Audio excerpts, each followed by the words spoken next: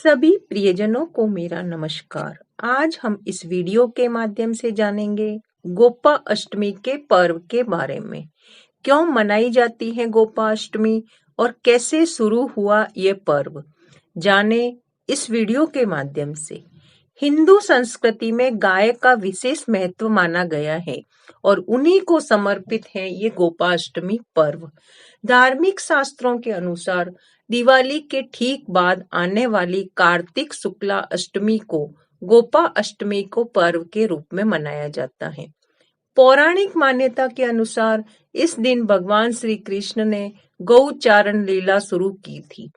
कार्तिक शुक्ला अष्टमी के दिन माँ यशोदा ने भगवान श्री कृष्ण को गौ चराने के लिए जंगल में भेजा था। इस दिन गौ, ग्वाल और भगवान श्री कृष्ण का पूजन करने का महत्व है। हिंदू धर्म में गाय को माता का स्थान दिया गया है, अतः गाय को गौ माता भी कहा जाता है। कैसे मनाए गोपा अष्टमी पर्व, किन किन वस्तुओं से करे गौ माता का पूजन और उसके पीछे कौन सी पौराणिक कथा है, जानेंगे हम इस वीडियो के माध्यम से। गोपा अष्टमी यानी कार्तिक शुक्ला अष्टमी के दिन प्रातः काल में उठकर नित्य कर्म से निवृत्त होकर स्नान आदि करके स्वच्छ धुले हुए वस्त्र धारण करें।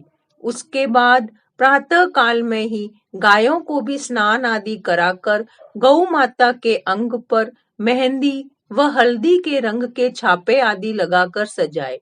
इस दिन गायों को खूब सजाया व संवारा जाता है।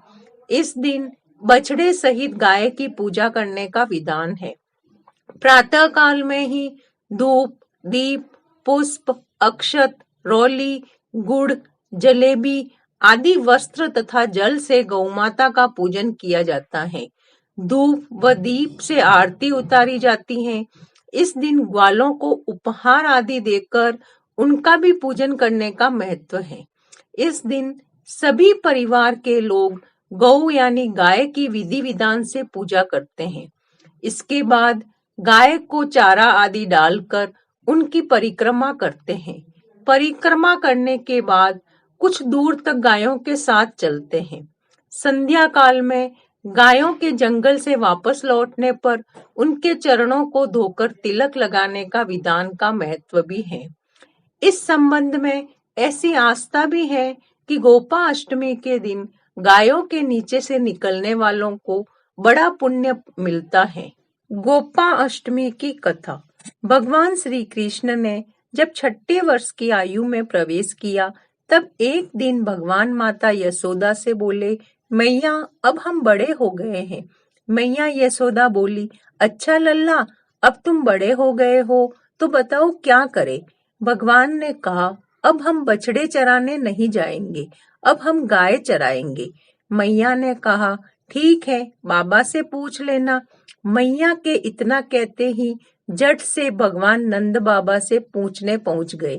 बाबा ने कहा, लाला अभी तुम बहुत छोटे हो, अभी तुम बछड़े ही चराओ। भगवान ने कहा, बाबा अब मैं बछड़े नहीं गाय ही चराऊंगा।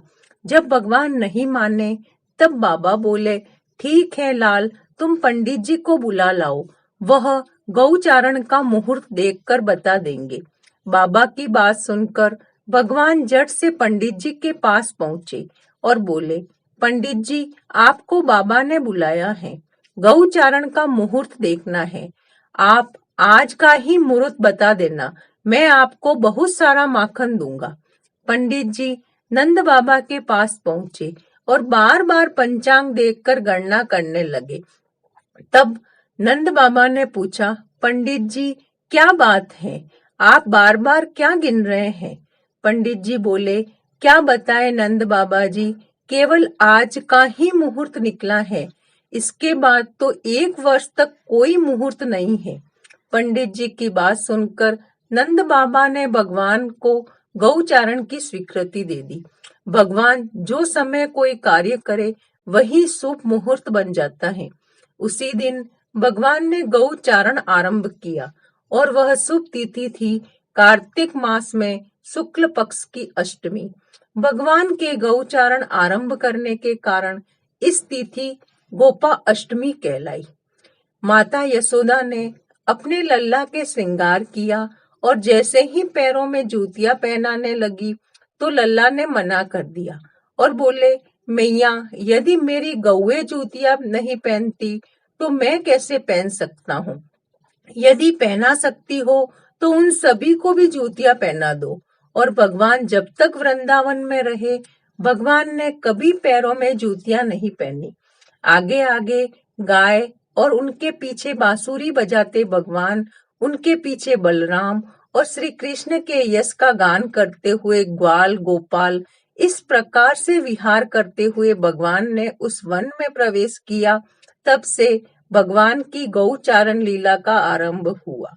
जब भगवान गौएं चराते हुए वृंदावन जाते, तब उनके चरणों से वृंदावन की भूमि अत्यंत पावन हो जाती।